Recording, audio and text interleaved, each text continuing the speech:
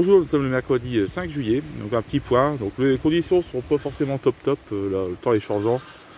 Ils annoncent encore un temps très chaud pour la fin de la semaine, donc ce sera pas non plus un temps favorable aux visites, parce que j'aime pas quand il fait trop chaud.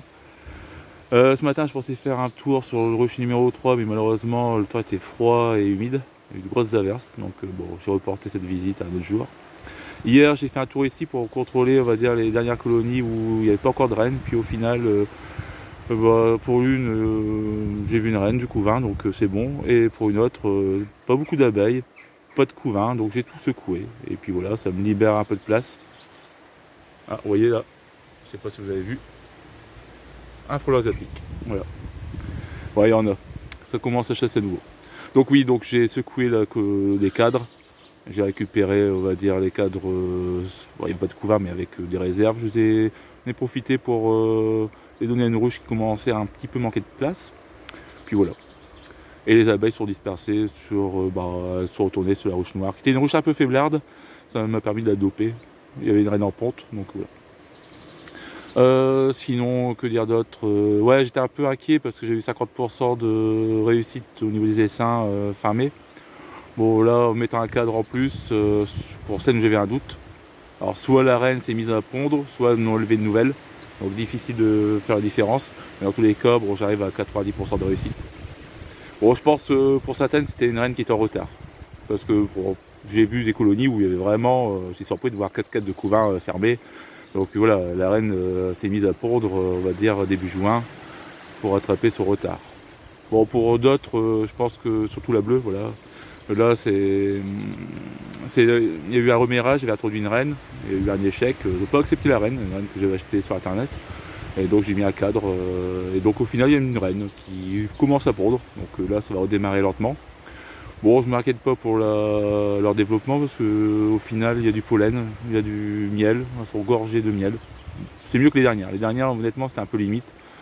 Même pour la récolte d'été, il fallait quand même faire attention à ne pas forcément prélever là où c'était vide dans les caisses. Voilà.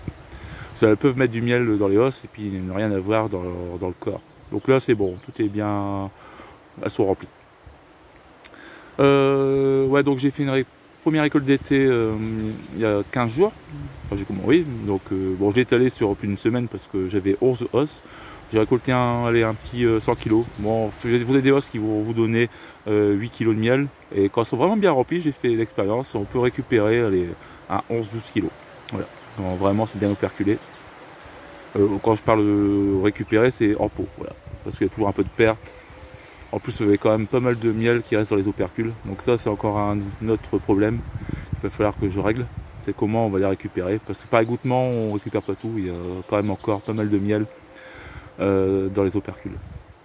Voilà, donc bon, une dernière récolte d'ici 15 jours, 3 semaines, fin juillet, avant le traitement. Et je pense dépasser les 300 kg. Bon, c'était pas l'objectif, mais bon, comme j'ai eu 9 colonies à style d'hiver et que les 9, habituellement, voilà, il y a toujours une ou deux qui ne donnent pas de miel et que les 9 faut donner du miel. Au moins au printemps, pour certaines encore début d'été.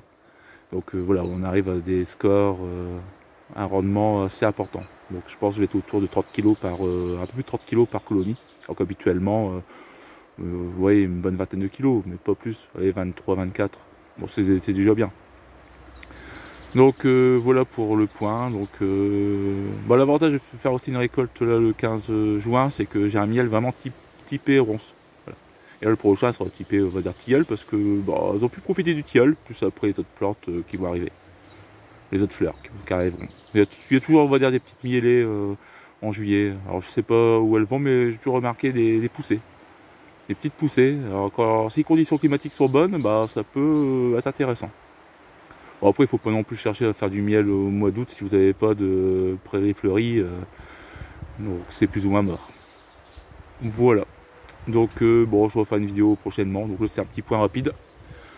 Donc attention aux frelons, ils sont là. Et à bientôt.